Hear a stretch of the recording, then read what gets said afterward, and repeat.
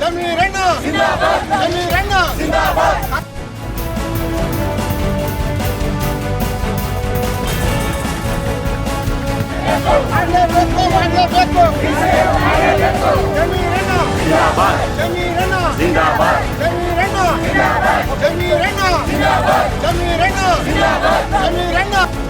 ಮಾನ್ಯ ಕೇಂದ್ರ ವರಿಷ್ಠರಾದಂಥ ಸೋನಿಯಾ ಗಾಂಧೀಜಿಯವರು, ಹಾಗೆ ಖರ್ಗೆ ಸಾಹೇಬರು, ರಾಹುಲ್ ಗಾಂಧಿ ಸಾಹೇಬರು, ಹರಿಪ್ರಸಾದ್ ಸಾಹೇಬರು,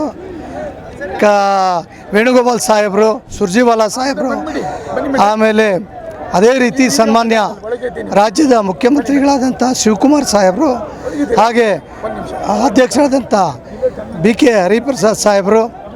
ಇವತ್ತು ನೋವಿನ ಸಂಗತಿ ಇದೆ.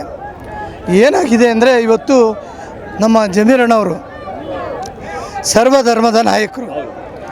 ಅವರಿಗೆ ಜಾತಿ ಇಲ್ಲ, ಮತ ಇಲ್ಲ, ನಾವೆಲ್ಲ ಒಂದೇ. ಇಡೀ ಭಾರತ ದೇಶದಲ್ಲಿ ಯಾರಿದ್ದೀವಿ ನಾವೆಲ್ಲ ಒಂದೇ. ಎಲ್ಲ ಧರ್ಮಕ್ಕೂ ಸಹಾಯ ಮಾಡ್ಕೊಂಬಂದಿದ್ದಾರೆ. ಅವ್ರಿಗೆ ಅನ್ಯಾಯ ಆಗಿದೆ. ದಯಮಾಡಿ ಉಪಮುಖ್ಯಮಂತ್ರಿ ಸ್ಥಾನ ಕೊಡಬೇಕು, ಅದರ ಜೊತೆಯಲ್ಲಿ ಉನ್ನತ ಖಾತೆಯನ್ನು ಕೊಡಬೇಕು ಅಂತ ಈ ಒಂದು ವೇದಿಕೆಯಲ್ಲಿ ಹೇಳ್ತಾ ಉಗ್ರವಾದ ಪ್ರತಿಭಟನೆನ ಹಮ್ಕೋತೀವಿ ಮುಂದಕ್ಕೆ ಅಂತ ಹೇಳಿ ನಾನು ಮಾಡಿ ಮುಗಿಸ್ತೀನಿ.